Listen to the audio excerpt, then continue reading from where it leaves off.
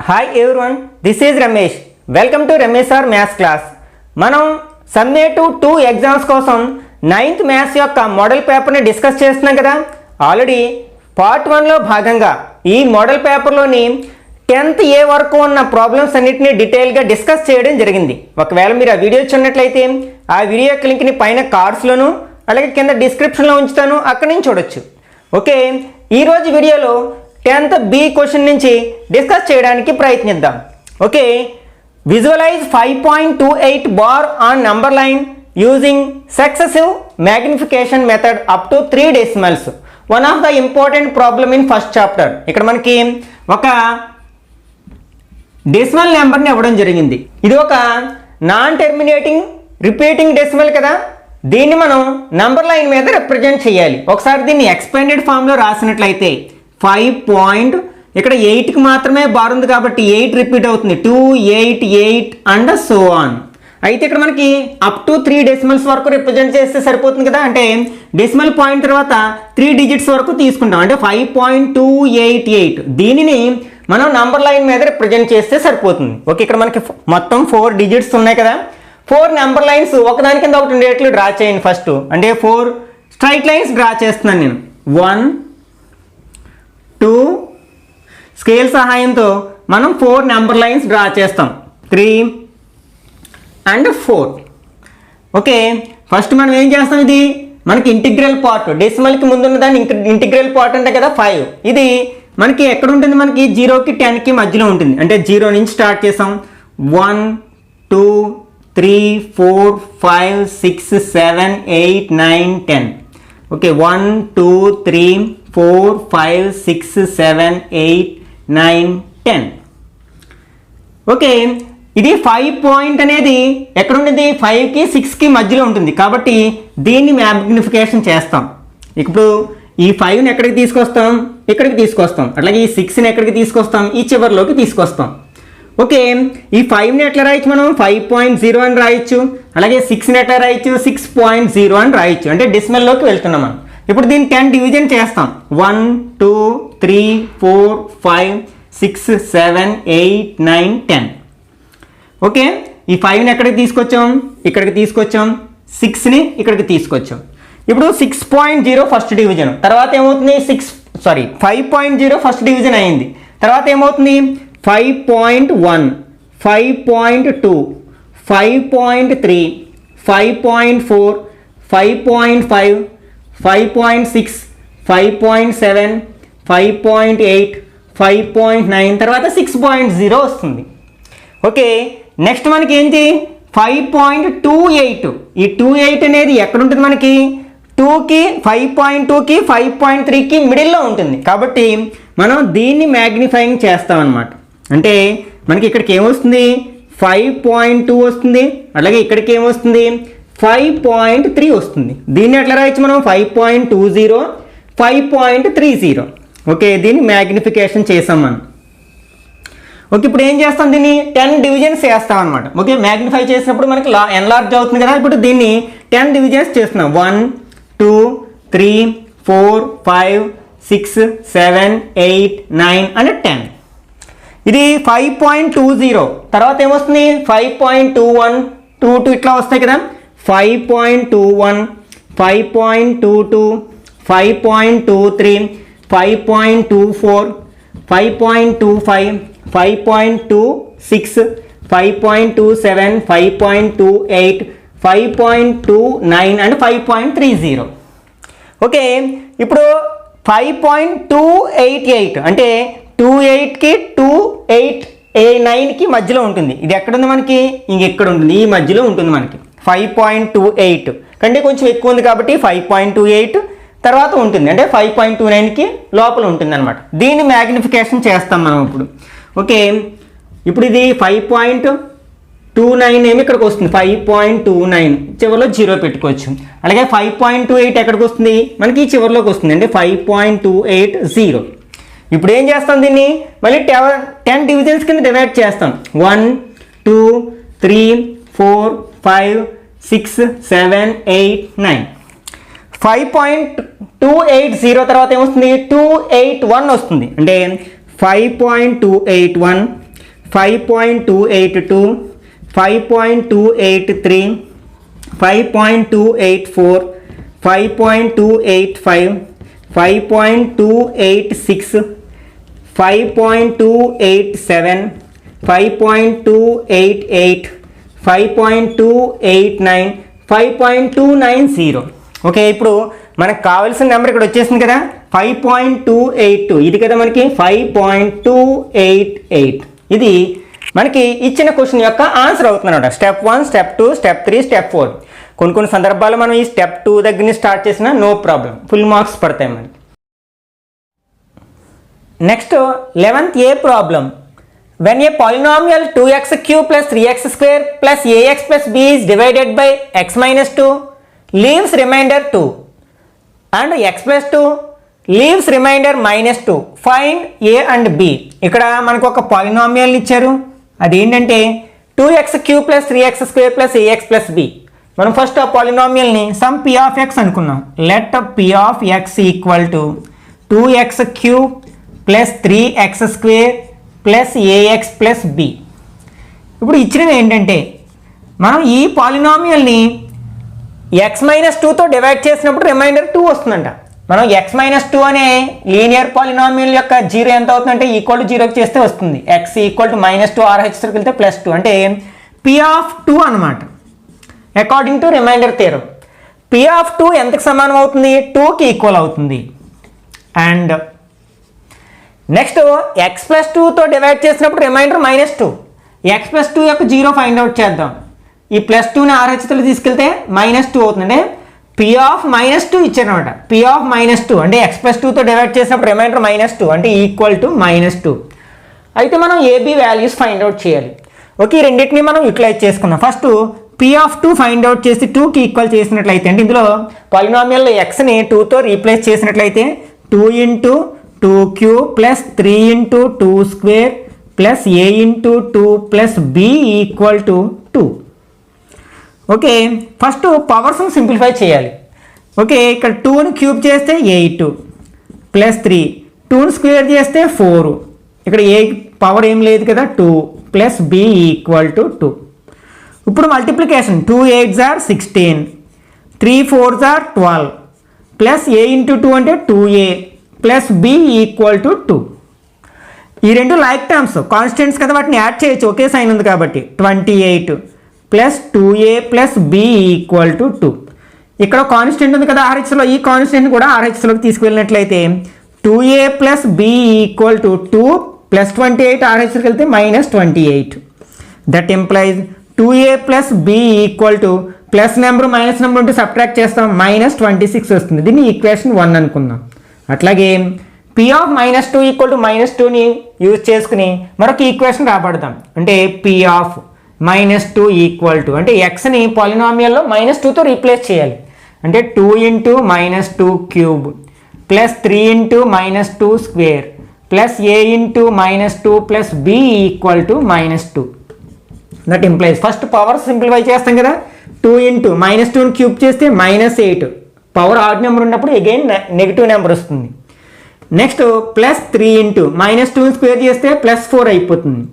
Plus a × -2 plus b equal to -2. Okay, ఇప్పుడు multiplication చేస్తే 2 8s are 16, minus ఉంది కదా, -16 plus 3 4s are 12 plus into minus -2a plus b equal to -2. ఈ రెండు మనకు like terms constants, వాటిని add చేయొచ్చు, సబ్ట్రాక్ట్ చేయొచ్చు. డిఫరెంట్ సైన్స్ ఉన్నాయి కాబట్టి సబ్ట్రాక్ట్ చేస్తాం. -16 ప్లస్ 12 అంటే -4 అవుతుంది. -2a plus b equal to -2. ఈ -4ని కూడా మనం RHSలోకి తీసుకెళ్ళినట్లయితే -2a plus b equal to -2 plus 4. ఒకటి మైనస్ ప్లస్ ఉంటే సబ్ట్రాక్ట్ చేస్తాం కదా, అంటే -2a plus b equal to +2. ఇది ఈక్వేషన్ 2. మనకి లీనియర్ ఈక్వేషన్స్ ఇన్ 2 వేరియబుల్స్ వచ్చాయి. అలాంటివి ఎన్ని వచ్చాయి? 2 వచ్చాయి. అంటే pair of linear equations in 2 variables. వీటిని ఎలా సాల్వ్ చేయాలనేది మనం 10th క్లాస్లో నేర్చుకుంటాం డీటెయిల్గా. డిఫరెంట్ మెథడ్స్ ఉంటాయి. ఎలిమినేషన్ మెథడ్ అని, సబ్స్టిట్యూషన్ మెథడ్ అని, గ్రాఫికల్ మెథడ్ అని. మనం ఎలిమినేషన్ మెథడ్ని ఎలా అప్లై చేస్తామంటే ఈ రెండు ఈక్వేషన్స్లో ఏదో ఒక వేరియబుల్ యొక్క కోఎఫిషియెంట్స్ ఈక్వల్గా ఉండేటట్లు చూసుకుంటాం. ఒకవేళ ఉంటే మనం ఏమీ మల్టిప్లై చేయట్లేదు, లేకపోతే ఏదో ఒక ఈక్వేషన్ని సమ్ నెంబర్తో మల్టిప్లై చేస్తాం.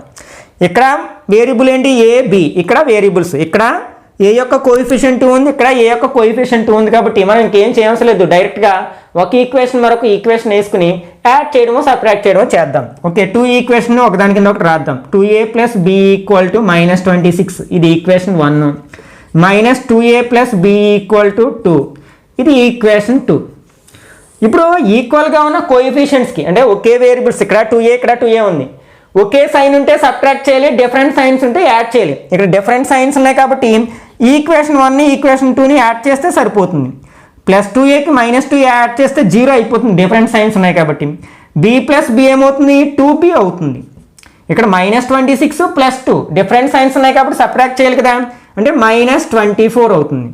అంటే ఈ 2ని కూడా మనం RHSలోకి తీసుకెళ్తే b = -24/2, 2 టేబుల్ 24లో 12 టైమ్స్ పోతుంది, అంటే b = -12. ఇప్పుడు మనకి b వాల్యూ ఒక వేరియబుల్ వాల్యూ వచ్చింది, ఇంకొక వేరియబుల్ a యొక్క వాల్యూ కావాలి. దానికోసం ఏం చేయాలంటే ఈ వాల్యూ తీసుకెళ్ళి ఈక్వేషన్ 1లో కానీ ఈక్వేషన్ 2లో కానీ సబ్స్టిట్యూట్ చేస్తే మనకి సెకండ్ వేరియబుల్ వాల్యూ కూడా వస్తుంది అనమాట. ఫస్ట్ ఈక్వేషన్లో సబ్స్టిట్యూట్ చేద్దాం. Substitute b = -12 in equation 1. Equation 1లో సబ్స్టిట్యూట్ చేసిన ఈక్వేషన్ 2లో సబ్స్టిట్యూట్ చేసిన సేమ్ ఆన్సర్ వస్తుంది. ఈక్వేషన్ 1 ఏంటి 2a + b = -26. ఇప్పుడు మనం b ప్లేస్లో -12 రాయాలి, అంటే 2a + -12 = -26. ఈ -26 12ని RHSలో తీసుకెళ్తే +12 అవుతుంది కదండి, -26 + 12. 2a = ఒకటి మైనస్ ఒకటి ప్లస్ ఉంటే ఏం చేస్తాం సబ్ట్రాక్ట్ చేస్తాం, అంటే ఎంత వస్తుంది మనకి -14 వస్తుంది. ఈ 2ని RHSలో తీసుకెళ్తే బై 2 అవుతుంది కదంటే -14/2 అవుతుంది. 2 టేబుల్ 14లో 7 టైమ్స్, అంటే a = -7, అంటే దేర్ఫోర్ a = -7 అండ్ b = -12. ఇది మనకు కావాల్సిన values of a and b అన్నమాట. Okay, next 11th b. ఇందులో 2 రోమన్స్ ఉన్నాయి. First Roman, if a + b + c = 9 and ab + bc + ca = 26, find a² + b² + c². ఇక్కడ మనకు ఒకసారి ఇచ్చిని రాసుకున్నట్లయితే గివెన్ a + b + c = 9, ఇంకా ab + bc + ca = 26 ఇచ్చారు. we have to find a² + b² + c². దీని value find out చేయాలి. ఈ మూడింటిని మనం ఒకసారి అబ్జర్వ్ చేసినట్లయితే ఒక ఆల్జీబ్రిక్ ఐడెంటిటీ మనకి గుర్తుకొస్తుంది.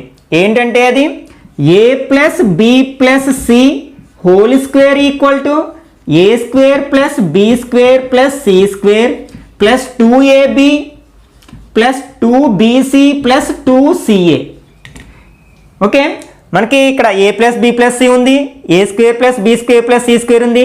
వీటన్నిటిలోంచి మనం 2 కామన్ తీసినట్లయితే ab + bc + ca ఉంటుందన్నమాట. ఒకసారి కామన్ తీద్దాం. a + b + c whole square = a² + b² + c² plus అన్నిట్లోని 2 ఉంది కదా, 2 కామన్ తీసినట్లయితే ab + bc + ca. ఓకే, ఇప్పుడు ఇచ్చిన వాల్యూస్ని ఇందులో సబ్స్టిట్యూట్ చేద్దాం. a + b + c వాల్యూ ఎంత 9 కదా, అంటే 9² = దీని వాల్యూ మనం ఫైండ్ అవుట్ చేయాలి. a² + b² + c² plus 2 into ab + bc + ca value ఎంత 26, దాన్ని సబ్స్టిట్యూట్ చేయొచ్చు. 9 9s are 81 = a² + b² + c² plus 2 26 are 52. Okay, ఒకసారి 52ని LHSలోకి తెచ్చినట్లయితే 81 - 52 అవుతుంది = a² + b² + c². ఓకే, 11 - 2 అంటే 9, నెక్స్ట్ 7 - 5 అంటే 2, 29 = a² + b² + c². Therefore a² + b² + c² value ఎంత వచ్చింది మనకి 29 వచ్చింది అనమాట. ఓకే, ఇప్పుడు మనం సెకండ్ రోమన్ గురించి ఆలోచించినట్లయితే ఇక్కడ without actual calculating the cubes find the value of 1/2 whole cube + 1/3 whole cube - 5/6 whole cube. అంటే ఇక్కడ మనకి ఇచ్చింది ఏంటంటే 1/2 క్యూబ్ + 1/3 క్యూబ్ మైనస్ 5/6 క్యూబ్. దీని వాల్యూ ఫైండ్ అవుట్ చేయమన్నారు. అంటే మనం క్యూబ్స్ చేసేయకూడదు, అంటే 1/2ని 3 టైమ్స్ రాసుకుని మల్టిప్లై చేసి ఇట్లా చేసేయడం కాదు. ఇదేనా ఒక ఆల్జీబ్రిక్ ఐడెంటిటీని ఉపయోగించుకుని దీని వాల్యూ ఫైండ్ అవుట్ చేయాలన్నమాట. దీనికోసం మనం ఆల్రెడీ ఒక ఇంపార్టెంట్ ప్రాబ్లం ఉంది. ఏంటంటే if x plus y plus z equal to 0 then x cube plus y cube plus z cube equal to 3xyz అవుతుంది. లాస్ట్ ప్రీవియస్ వీడియోలో డిస్కస్ చేశాను దీని గురించి. ఓకే, ఈ ఐడెంటిటీ ఉపయోగించి దీని వాల్యూ ఫైండ్ అవుట్ చేస్తాం అనమాట. అయితే మనం ఈ ఐడెంటిటీ అప్లై చేయాలంటే మనం ఏం చేయాలి? x plus y plus z equal 0 అవుతుందో లేదో వెరిఫై చేయాలి. ఓకే, ఒకసారి దీన్ని నేను మన కన్వీనియంట్ కోసం ఎట్లా రాస్తాను అంటే 1/2 క్యూబ్ ప్లస్ 1/3 క్యూబ్ ప్లస్ ఈ మైనస్ లోపలికి తీసుకెళ్తున్నాను -5/6 హోల్ క్యూబ్. ఏం నష్టం లేదు కదా, ఎందుకంటే క్యూబ్ చేసినప్పుడు నెగిటివ్కి మళ్ళీ నెగిటివే వస్తుంది కాబట్టి అది ఎలాగో మైనస్ వస్తుంది కాబట్టి రాసాను. ఇప్పుడు ఏమనుకుంటున్నామంటే let x equal to 1/2, y equal to 1/3 and z equal to -5/6 అనుకుంటున్నాను. ఇప్పుడు x plus y plus z value find out చేద్దాం. 0 అవుతుందేమో చూద్దాం ఒకసారి. x plus y plus z equal to x ఎంత 1/2 plus 1/3 plus -5/6 this equal to మనకి LCM ఎంత అవుతుందంటే 2కి 3కి ఈ రెండు కూడా 2 3 టేబుల్ 6లో పోతున్నాయి కాబట్టి మనం 6నే ఎల్సిఎంగా తీసుకుంటాం. 2 టేబుల్ 6లో 3 టైమ్స్ 3 1s are 3, 3 టేబుల్ 6లో 2 టైమ్స్ ఆ 2 1s are 2 plus into minus minus 6లో 6 1 టైం 1 5s are 5, 3 ప్లస్ 2 5 అవుతుంది. 5 - 5/6, 5 - 5 0/6 ఈక్వల్ టు 0. అంటే మనకి ఏమొచ్చింది? x plus y plus z equal to 0 వచ్చింది. కాబట్టి మనం ఈ ఐడెంటిటీని అప్లై చేయొచ్చు. Since x plus y plus z equal to 0 ఏమవుతుంది? x cube plus y cube plus z cube equal to 3xyz అవ్వాలి. ఇక్కడ x అంటే ఏంటి? 1/2 క్యూబ్ ప్లస్ y అంటే 1/3 క్యూబ్ ప్లస్ z అంటే -5/6 క్యూబ్ ఈక్వల్ టు 3x ప్లేస్లో 1/2 రాస్తాం, y ప్లేస్లో 1/3 రాస్తాం, z ప్లేస్లో -5/6 రాస్తాం. ఓకే, ఇది 1/2 క్యూబ్ ప్లస్ 1/3 క్యూబ్ మైనస్ ఈ మైనస్ బయట తీసుకొచ్చేసినట్లయితే 5/6 క్యూబ్. ఇది మనం ఫైండ్ అవుట్ చేయాల్సిన ఎక్స్ప్రెషన్. ఓకే, దీన్ని సింప్లిఫై చేసినట్లయితే 3 టేబుల్ గెట్స్ క్యాన్సిల్, మైనస్ ఒకటే ఉంది కాబట్టి మైనస్ వస్తుంది. 5 1s are 5, again 5 1s are 5 by 2 6 are 12 అంటే -5/12 అనేది దీని యొక్క వాల్యూ అవుతుంది అనమాట. Okay, next 12th A problem. Plot the points A 2, 2, B 6, 2, C 8, 5 and D 4, 5 in a graph sheet. Join all the points to make it a parallelogram. Find its area. ఇక్కడ మనకి 4 points ఇచ్చారు. ఇది coordinate జామెట్రీకి సంబంధించిన question అనమాట. ఈ 4 పాయింట్స్ని graph sheet మీద గుర్తించి వాటిని వరుసగా స్కేల్తో జాయిన్ చేస్తే ఒక ప్యారలోగ్రామ్ ఫామ్ అవుతుందంట. అది ప్యారలోగ్రామ్ డ్రా చేసిన తర్వాత దాని ఏరియా కూడా ఫైండ్ అవుట్ చేయమంటున్నారు అనమాట. చాలాసార్లు సమ్మేటివ్ ఎగ్జామ్స్లో అడిగిన క్వశ్చన్ అనమాట. 4 మార్క్స్కి అడగొచ్చు, 8 మార్క్స్కి అడగొచ్చు. మనకు ఒక గ్రాఫ్ షీట్ ఇస్తారు. ఆ గ్రాఫ్ షీట్ మీద మనం ఒక హారిజంటల్ లైన్ డ్రా చేస్తాము, అట్లాగే వెర్టికల్ లైన్ డ్రా చేస్తాం. ఇది మిడిల్లో డ్రా చేసినా పర్వాలేదు, లేకపోతే ఇక్కడ ఎక్కడ మనకి నెగిటివ్ వాల్యూస్ లేవు కాబట్టి ఫస్ట్ క్వాడ్రంట్ పెద్దగా వచ్చేటట్లు మనం కొంచెం లెఫ్ట్ సైడ్కి వై యాక్సిస్ని అట్లాగే డౌన్ సైడ్కి ఎక్స్ యాక్సిస్ని డ్రా చేసుకోవచ్చు.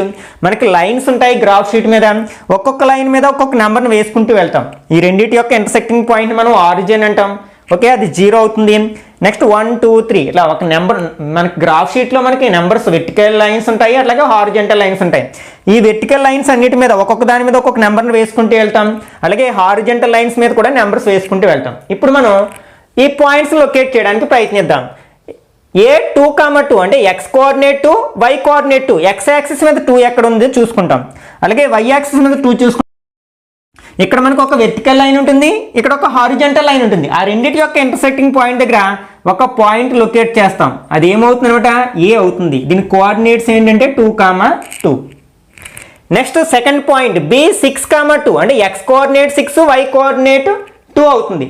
x యాక్సిస్ మీద 6 ఎక్కడ ఉంది? ఇక్కడ ఉంది. ఇక్కడ ఒక వెర్టికల్ లైన్ ఉంటుంది. అలాగే వై యాక్సిస్ 2 ఇక్కడ ఉంది కదా, ఇక్కడ ఒక హారిజంటల్ లైన్ ఉంది. ఈ రెండు మనకి ఇక్కడ ఇంటర్సెక్ట్ చేసుకుంటాయి కదా, అక్కడ ఒక పాయింట్ పెడతాం. ఇది ఏమవుతుంది, బి అవుతుంది. మన కోఆర్డినేట్స్ ఏంటంటే 6,2. నెక్స్ట్ థర్డ్ పాయింట్ సి 8,5 అంటే X coordinate 8, why coordinate 5.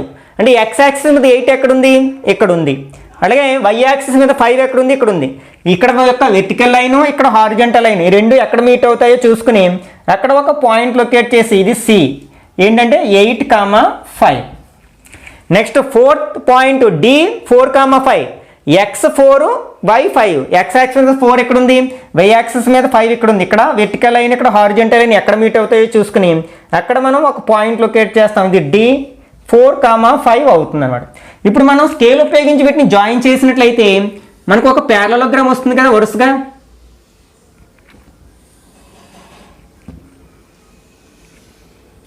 Okay, ఒక ప్యారలలోగ్రామ్ వచ్చింది. ఓకే, ఇప్పుడు మనం దీని ఏరియా కూడా ఫైండ్ అవుట్ చేయాలన్నమాట. ఓకే, నెక్స్ట్ మనం ఎప్పుడు గ్రాఫ్ డ్రా చేసినా సరే స్కేల్ రాయాల్సి ఉంటుంది. ఓకే, గ్రాఫ్ షీట్ మీదే రాసేసేయచ్చు స్కేల్ అనేది. Scale on X axis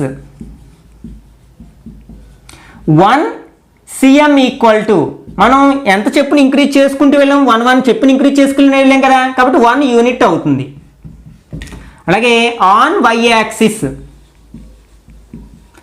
1 cm equal to ఇక్కడ కూడా మనం 1 యూనిట్ చెప్పుని ఇంక్రీజ్ చేసుకుంటూ వెళ్ళాం కదా, కాబట్టి 1 యూనిట్ అవుతుంది అనమాట. మనం స్కేల్ కంపల్సరీ రాయాల్సి ఉంటుంది అనమాట, ఎందుకంటే దీనికి కూడా మనకి కొన్ని మార్క్స్ని అలాట్ చేయడం జరుగుతుంది. ఓకే, ఇప్పుడు మనం ఏబిసిడి ప్యారలలోగ్రామ్ యొక్క ఏరియాని ఫైండ్ అవుట్ చేయాలి. ఏరియా ఆఫ్ ప్యారలలోగ్రామ్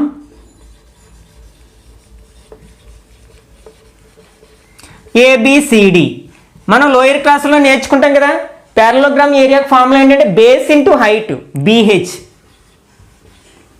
ఇక్కడ బేస్ ఎంత, ఇక్కడ మనకి ఈ రెండిటిలోని కూడా ఒకసారి ఎక్స్ కోఆర్డినేట్ చూసినట్లయితే ఇక్కడ 6 ఉంది, ఇక్కడ 2 ఉంది. రెండింటికి డిఫరెన్స్ ఎంత, 4 కదా. మనకి గ్రాఫ్లో క్లియర్గా కనిపిస్తాయి. ఇక్కడ ఎన్ని బాక్సెస్ ఉన్నాయో చూసుకుంటాం. అంటే ఏకి బీకి మధ్యలో ఎన్ని బాక్సెస్ 1 సెంటీమీటర్ బాక్సెస్ ఎన్ని ఉన్నాయో చూసుకుంటాం. మనకి 4 ఉంటాయి. కాబట్టి ఇక్కడ బేస్ ఎంత అవుతుందంటే 4 అవుతుంది. అంటే 4 యూనిట్స్, 4 సెంటీమీటర్స్. నెక్స్ట్ మనకి హైట్ అంటే ఏంటి, ఈ బేస్ నుంచి మన టాప్ యొక్క వెర్టెక్స్ నుంచి బేస్కి డ్రా చేసిన పర్పెండిక్యులర్ లైన్ మనం ఆల్టిట్యూడ్ ఆర్ మనం హైట్ అంటాం కదా. ఇక్కడ మనకి ఎన్ని బాక్సెస్ ఉంటాయంటే 3 బాక్సెస్ ఉంటాయి ఈ రెండింటికి మధ్యలో మనకి. అంటే మనకి 3 యూనిట్స్ అవుతుంది అనమాట. అంటే height equal to 3 units or 3 centimetres. Substitute చేసినట్లయితే 4 × 3, 4 3s are 12. మనం ఏరియాని స్క్వేర్ యూనిట్స్లో కొలుస్తాం కదా, square units or square centimetres ఎట్లా రాసినా పర్లేదు అనమాట. therefore area of the parallelogram is 12 square centimetres. Okay, next 12th లో B1. When Rupa was born, her father was 25 years old. Form an equation and draw a graph for this data. From the graph, find the age of the father when Rupa is 25 years old. Rupa's age when her father is 40 years old. ఇది మనకి linear equations in 2 variables అనే chapter నుంచి అడిగిన question అనమాట, గ్రాఫ్కి సంబంధించిన question. ఇక్కడ మనకి రూపా పుట్టినప్పుడు వాళ్ళ ఫాదర్ యొక్క ఏజ్ 25 ఇయర్స్. అయితే దీనికి ఒక మనం లీనియర్ ఈక్వేషన్ ఇన్ 2 వేరియబుల్స్ తయారు చేయమన్నారు. అలాగే దానికి గ్రాఫ్ డ్రా చేసి కింద 2 క్వశ్చన్స్ అడిగారు. ఆ గ్రాఫ్ నుంచి 2 క్వశ్చన్స్కి ఆన్సర్ చేయమన్నారు అన్నమాట. ఓకే, ఫస్ట్ మనకి రూపా ఏజ్ తెలియదు, అలాగే వాళ్ళ ఫాదర్ ఏజ్ కూడా తెలియదు. కాబట్టి రూపా ఏజ్ ఎక్స్ అనుకుంటాం, వాళ్ళ ఫాదర్ ఏజ్ వై అనుకుంటాం. Let the present age of Rupa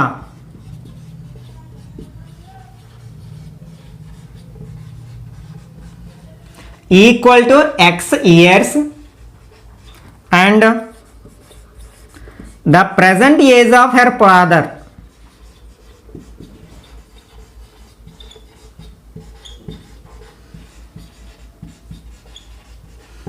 equal to y years.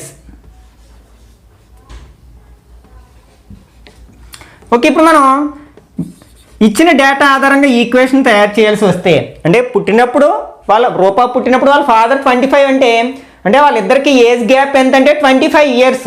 అంటే మనకి ఏ ఇయర్లో చూసినా వాళ్ళిద్దరి మధ్య ఏజ్ల మధ్య డిఫరెన్స్ ఎంత వస్తుంది, 25 వస్తుంది. అంటే రూపాయి ఏజ్ కంటే వాళ్ళ ఫాదర్ ఎప్పుడు 25 ఇయర్స్ ఎక్కువగా ఉంటారు ఏజ్. కాబట్టి ఇక్కడ వాళ్ళ ఫాదర్ ఏజ్ కావాలంటే మనకి రూపాయి ఏజ్ తెలిస్తే చెప్పొచ్చు. ఫాదర్ ఏజ్ వై, ఇతని ఏజ్ రూపాయి ఏజ్ కంటే ఎంత ఎక్కువ అంటే 25 ఎక్కువ అంటే రూపాయి ఏజ్ ఎంత ఎక్స్ ప్లస్ 25 రూపాస్ ఏజ్కి మనం 25 ఇయర్స్ యాడ్ చేస్తే వాళ్ళ ఫాదర్స్ ఏజ్ వస్తుంది అన్నమాట. ఇది మనకి లీనియర్ ఈక్వేషన్ ఇన్ 2 వేరియబుల్స్. ఇప్పుడు మనం గ్రాఫ్ డ్రా చేయాలంటే కొన్ని సొల్యూషన్స్ రాబట్టాలి కదా. ఏవైనా 3 సొల్యూషన్స్ రాబట్టడానికి ప్రయత్నిద్దాం. ఇక్కడ ఎక్స్ వై వాల్యూస్ తీసుకుందాం. ఒకవేళ మనకి ఈ క్వశ్చన్స్కి అవసరమైన వాల్యూసే తీసుకోవచ్చు. ఇచ్చిన క్వశ్చన్స్ అడిగిన క్వశ్చన్స్కి ఏది అవసరమో దాన్నే తీసుకోవచ్చు, లేకపోతే మన ఓన్ వాల్యూస్ ఏమైనా తీసుకోవచ్చు. For example x y, x 5 తీసుకున్నాం అనుకోండి, అప్పుడు వై ఎంత అవుతుంది, ఈ ఎక్స్ ప్లేస్లో 5 సబ్స్టిట్యూట్ చేస్తే ఎంత అవుతుంది, 25కి 5 యాడ్ చేస్తే 30 అంటే 30 అవుతుంది.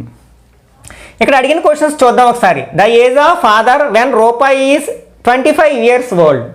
అంటే రూపాయి ఏజ్ 25 ఇయర్స్ అయితే వాళ్ళ ఫాదర్ ఏజ్ ఎంత అన్నారు అంటే రూపాయి ఏజ్ ఎక్స్ అనుకున్నాం కదా, ఇక్కడ 25 రాసాం. ఇక్కడ 25 రాస్తే 25 + 25 ఎంత అవుతుంది, 50 అవుతుంది. ఒకవేళ మనకి రూపాయి ఏజ్ వెన్ ఫాదర్ 40 ఇయర్స్ అయితే రూపాయి ఏజ్ ఎంత అన్నాడు, ఫాదర్ ఏజ్ వై అనుకున్నాం కదా, కాబట్టి ఇది 40 ఇచ్చారు. వై ఎంత అంటే మనం ఇక్కడ 40 రాసామంటే 40 = ఎక్స్ ప్లస్ 25. ఈ 25 ఇక్కడ తెచ్చినట్లయితే 40 - 25 = ఎక్స్ అంటే 15 = ఎక్స్. ఎక్స్ ఎంత అవుతుందన్నమాట, 15 అవుతుందండి. దీని నుంచి కూడా మనం ఆన్సర్ చేయొచ్చు. అయితే ఇక్కడ మనం గ్రాఫ్ డ్రా చేయాలి కదా. ఓకే, మనం గ్రాఫ్ షీట్ తీసుకుంటాం.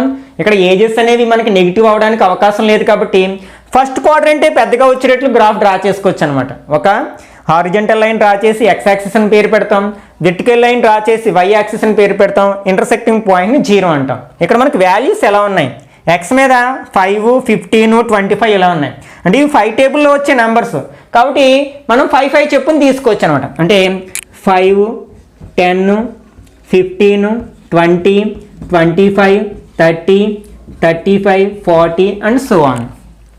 ఓకే, ఇక్కడ వై వాల్యూస్ ఎలా ఉన్నాయి, 30, 50, 40, 10 టేబుల్లో వచ్చే నెంబర్స్. అంటే ఒకవేళ మనం 5 టేబుల్లో నెంబర్స్ తీసుకున్నా పర్లేదు, 10 టేబుల్లో వచ్చే నెంబర్స్ తీసుకున్నా పర్లేదు. ఓకే, 10 తీసుకున్నట్లయితే 10, 20, 30, 40, 50, 60, 70, 80, 90, 100 అండ్ సో ఆన్. ఓకే, ఇప్పుడు ఈ పాయింట్స్ని గ్రాఫ్ షీట్ మీద ప్లాట్ చేసినట్లయితే ఫస్ట్ పాయింట్ ఏంటి, 5, 30. అంటే ఎక్స్ యాక్సిస్ 5 ఎక్కడ ఉందో చూసుకుంటాం, వై యాక్సిస్ 30 చూసుకుంటాం. 5 ఇక్కడ ఒక వెర్టికల్ లైన్ ఉంటుంది, 30 ఇక్కడ హారిజంటల్ లైన్ ఉంటుంది. రెండు ఎక్కడ మీట్ అవ్వాలి చూసుకుంటాం, అక్కడ ఒక పాయింట్ ఉంచుతాం. నెక్స్ట్ 25, 50 ఎక్స్ యాక్సిస్ 25 ఎక్కడ ఉంది, అట్లాగే వై యాక్సిస్ 50 ఎక్కడ ఉంది. రెండు ఎక్కడ మీట్ అవుతున్నాయో చూసుకుంటాం, ఇక్కడ ఒక పాయింట్ ఉంచుతాం. Next 15, 40 x axis 15, y axis 40, 15, 40 ఈ రెండు ఎక్కడ మీట్ అవుతున్నాయో చూసుకుని అక్కడ మనం ఒక పాయింట్ ఉంచుతాం. వీటిని మనం స్కేల్తో జాయిన్ చేసినట్లయితే ఒక స్ట్రైట్ లైన్ వస్తుంది కదా, ఆ స్ట్రైట్ లైన్ 3 పాయింట్స్ కూడా పాస్ అవుతుంది. ఓకే, ఇది ఈ స్ట్రైట్ లైన్ దేన్ని రిప్రజెంట్ చేస్తున్నాడా, ఈ ఈక్వేషన్ రిప్రజెంట్ చేస్తుంది. అంటే y = x + 25 అని ఈక్వేషన్ రిప్రజెంట్ చేసే స్ట్రైట్ లైన్ అవుతుంది అనమాట. ఇప్పుడు మనకు కావాల్సిన క్వశ్చన్స్కి ఆన్సర్ రాబట్టున్నాం చూద్దాం. The age of father when రూపాయి ఈజ్ 25. రూపాయి ఏజ్ ఎక్స్ని ఎక్కడ తీసుకున్నాం, ఎక్స్ యాక్సిస్ మీద తీసుకున్నాం. ఇక్కడ ఎక్స్ యాక్సిస్ 25 ఎక్కడుంది, ఇక్కడ ఉంది. దీని నుంచి మనం ఏం చేస్తాం, ఈ లైన్ మీదకి ఒక వెర్టికల్ లైన్ డ్రా చేస్తాం. ఎక్కడైతే మీట్ అయిందో అక్కడి నుంచి మనం హారిజంటల్ లైన్ డ్రా చేస్తాం. అది వై యాక్సిస్ మీదకి ఎక్కడికి వస్తే అదే మనకు ఆన్సర్ అవుతుంది. దేర్ఫోర్ ఫస్ట్ క్వశ్చన్కి ఆన్సర్ వాళ్ళ father age y is equal to ఎంత అవుతున్నాడా, her father's age equal to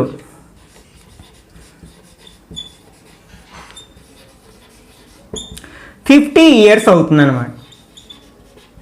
next second one, ఇక్కడ ఏమడిగారు, రూపాస్ ఏజ్ అడిగారు, వాళ్ళ ఫాదర్ ఏజ్ ఇచ్చారు 40 ఇయర్స్. వాళ్ళ ఫాదర్ ఏజ్ వై అనుకున్నాం, ఆ వైని ఇక్కడ తీసుకున్నాం కదా, దీని మీద 40 ఎక్కడ ఉందో చూసుకున్నాం. 40 ఇక్కడ ఉంది. ఇక్కడ నుంచి ఒక హారిజంటల్ లైన్ డ్రా చేస్తాం. ఎక్కడి వరకు, మనం డ్రా చేసిన లైన్ మీట్ అయ్యే వరకు. ఎక్కడైతే మీట్ అయిందో అక్కడి నుంచి మనం వెర్టికల్ లైన్ డ్రా చేస్తాం. అది ఎక్స్ యాక్సిస్ దగ్గర ఎక్కడికి వచ్చిందో చూస్తాం, 15 దగ్గరికి వచ్చింది. కాబట్టి రూపాస్ ఏజ్ ఎంత అవుతుంది అనమాట, 15 years. When her father's age is 40 years. Rupa's age equal to 15 years. అయితే మనం గ్రాఫ్ డ్రా చేసినప్పుడు స్కేల్ రాయాలి కదా, కాబట్టి గ్రాఫ్ షీట్ మీద స్కేల్ రాస్తాం. Scale on x axis 1 cm equal to, ఇక్కడ మనం ఎంత చెప్పుని ఇంక్రీజ్ చేసుకుంటూ వెళ్ళాం, 5 చెప్పుని ఇంక్రీజ్ చేసుకుంటూ వెళ్ళాం, కాబట్టి 5 యూనిట్స్ అవుతుంది అనమాట. Next on y axis 1 cm equal to, ఇక్కడ మనం y యాక్సిస్ మీద ఎంత చెప్పుని ఇంక్రీజ్ చేసుకుంటూ వెళ్ళాం, 10 చెప్పుని ఇంక్రీజ్ చేసుకుంటూ వెళ్ళాం, కాబట్టి 10 యూనిట్స్. ఇక్కడతో మనకి ఆన్సర్ ఫినిష్ అవుతుంది. Okay, next 13th A, show that the angles of an equilateral triangle are 60 degrees each. Equilateral ట్రయాంగిల్లో ఈచ్ యాంగిల్ 60 degrees ఉంటుందని మనం ప్రూఫ్ చేయాలన్నమాట. ఓకే, ఫస్ట్ మనం ఒక ఈక్విలాటరల్ ట్రయాంగిల్ తీసుకుందాం. ఓకే, ఈక్విలాటరల్ ట్రయాంగిల్ అంటే all sides are equal. ABC అనేది equilateral triangle. Okay, in triangle ABC, equilateral triangle అంటే ఏంటి, ఆల్ సైడ్స్ ఈక్వల్ ఉంటాయని కదా అర్థం. AB equal to BC equal to CA అనమాట, అంటే ఈక్విలాటరల్ ట్రయాంగిల్ అని. ఓకే, ఫస్ట్ మనం ఈ భాగాన్ని తీసుకున్నాం. Since AB equal to BC, అంటే ABని BC సైడ్స్ ఈక్వల్గా ఉన్నాయి, అప్పుడు వాటికి ఆపోజిట్గా ఉండే యాంగిల్స్ కూడా ఈక్వల్గా ఉంటాయి. నేర్చుకుంటాం కదా, equal angles opposite to equal sides are equal అని. కాబట్టి దట్ ఇంప్లైస్ మనం ఏం రాయొచ్చు అనమాట, యాంగిల్ ఈ రెండిట్లో ABBC, ఏబీకి ఆపోజిట్ యాంగిల్ ఏంటి C, నెక్స్ట్ BCకి ఆపోజిట్ యాంగిల్ ఏంటి A, అంటే angle A equal to angle C. Since angles opposite to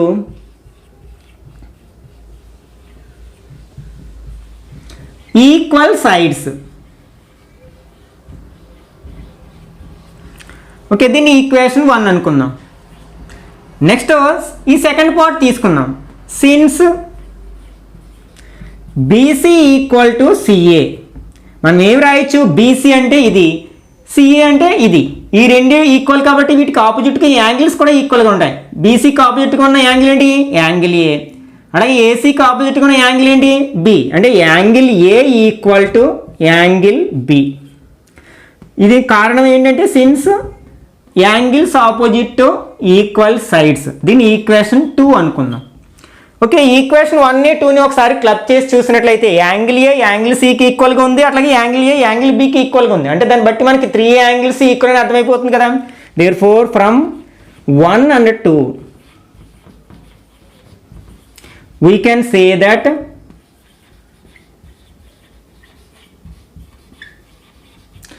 angle A equal to angle B equal to angle C. ఈ మూడింటిని సమ్ X అనుకుందాం, అంటే ఒక్కొక్క యాంగిల్ వాల్యూ X అనుకుందాం. Okay, ఇప్పుడు మనకు ఆల్రెడీ ఏం తెలుసు, లోయర్ క్లాస్లోనే నేర్చుకుంటాం కదా, some of the angles of a triangle is 180 degrees. కాబట్టి ఒక ట్రయాంగిల్లో 3 యాంగిల్స్ని యాడ్ చేస్తే 180 రావాలి. We know that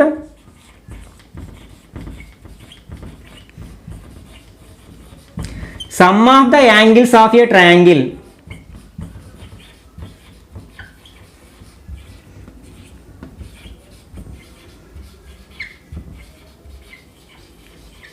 is 180 degrees. కాబట్టి మనకి ఏమవ్వాలి, angle A plus angle B plus angle C equal to 180 degrees అవ్వాలి. మనం ఈచ్ యాంగిల్ ఏమనుకున్నాం, X అనుకున్నాం కదా, Xతో రీప్లేస్ చేయొచ్చు, అంటే X plus X equal to 180 degrees. X plus X ఎంత అవుతుంది, 3X ఈక్వల్ టు 180 degrees. అప్పుడు X ఈక్వల్ టు ఏమవుతుందంటే 180/3, 3 టేబుల్ 180లో 60 టైమ్స్ పోతుంది కదా, అంటే X equal to 60 degrees. X అంటే ఏంటి, angle A angle B angle C కదా. Therefore angle A equal to angle B equal to angle C equal to 60 degrees, అంటే each angle of equilateral triangle is 60 degrees. Next 13B, show that the figure formed by joining the midpoints of sides of a rhombus successively is a rectangle. అంటే ఇది quadrilaterals అనే chapter నుంచి వచ్చిందనమాట. మనకి రాంబస్లో sides యొక్క mid పాయింట్స్ని join చేయగా వచ్చే ఫిగర్ అనేది మనకి రెక్టాంగిల్ అవుతుందని మనం ప్రూఫ్ చేయమన్నారు అనమాట. ఓకే, ఫస్ట్ మనం ఒక రాంబస్ తీసుకుందాం.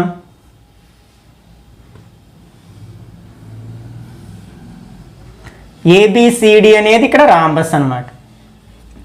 Okay, mid points for example ఇది PQRS, వీటిని జాయిన్ చేయాలి వరుసగా. ఓకే, ఇప్పుడు మనం ఏం ప్రూవ్ చేయాలి?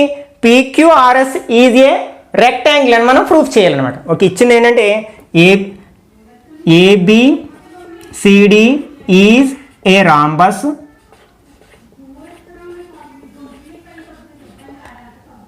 Next PQRS are mid points of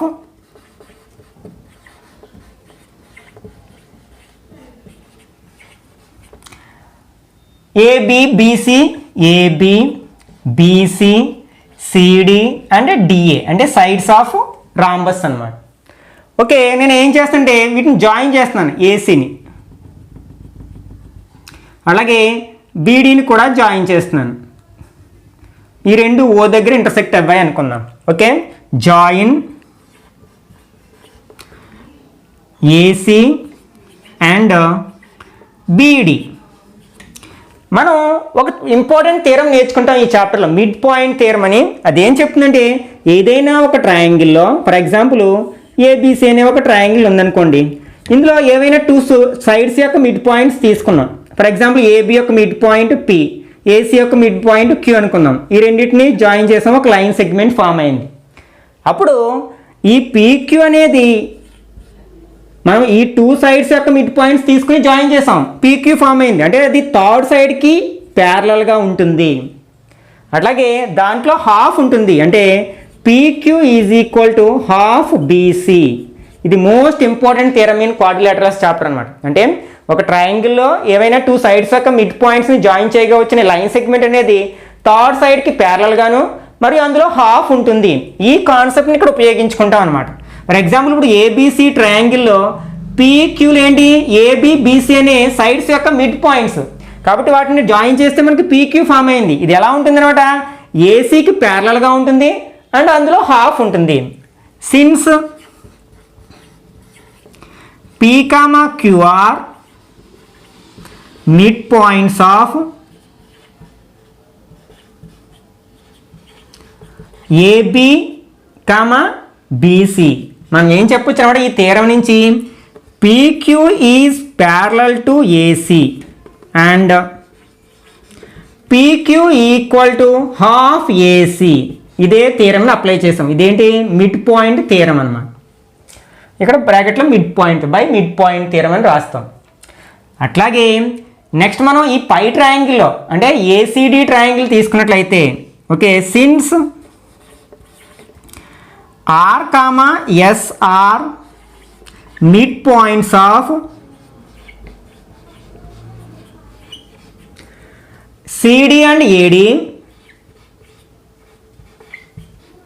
అంటే పై ట్రయాంగిల్ ఉంటుంది. ఇన్ ట్రయాంగిల్ ACD అని కూడా రాయొచ్చు. మనం ఏం రాయొచ్చు? RS is parallel to AC, RS is parallel to AC or SR is parallel to AC and RS is equal to half AC, ACలో సగం ఉంటుందని చెప్పొచ్చు అనమాట. ఓకే, ఒకసారి మనం 1, 2 ఈక్వేషన్స్ని అబ్జర్వ్ చేసినట్లయితే ఫ్రమ్ 1 and 2 ఇక్కడ PQ ACకి ప్యారలల్గా ఉంది, RS కూడా ACకి ప్యారలల్గా ఉంది. మనకి ఒకే లైన్కి ప్యారలల్గా ఉన్న లైన్స్ కూడా ఈ ప్యారలల్ టు ఈచ్ అదర్, కాబట్టి PQ is parallel to RS అని రాయొచ్చు. మనం PQ is parallel to RS and next ఇక్కడ PQ వాల్యూ హాఫ్ AC అయింది, RS వాల్యూ కూడా హాఫ్ AC అయింది. ఇక్కడ RHSలు ఈక్వల్గా ఉన్నాయంటే LHSలు కూడా ఈక్వల్గా ఉంటాయి కదా, అంటే PQ ఈక్వల్ టు RS. అంటే మనకి PQ is parallel to RS and PQ equal to RS. మనకి ఇదే విధంగా మనం ఈ ట్రయాంగిల్ అంటే ABD ట్రయాంగిల్, BCD ట్రయాంగిల్ తీసుకుంటే మనకి ఏం ప్రూఫ్ చేయొచ్చు? PS is parallel to QR అని ప్రూఫ్ చేయొచ్చు. అలాగే PS ఈక్వల్ టు QR అని ప్రూఫ్ చేయొచ్చు. Similarly we can prove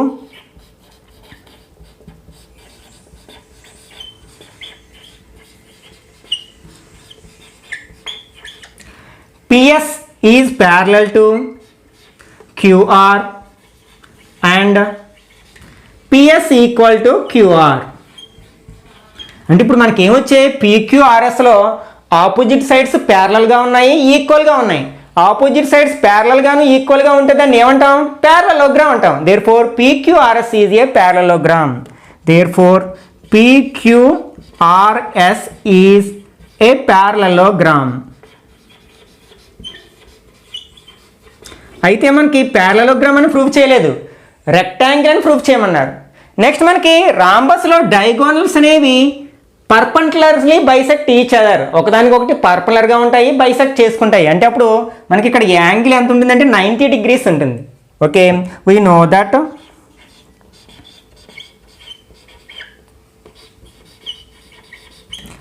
in a rhombus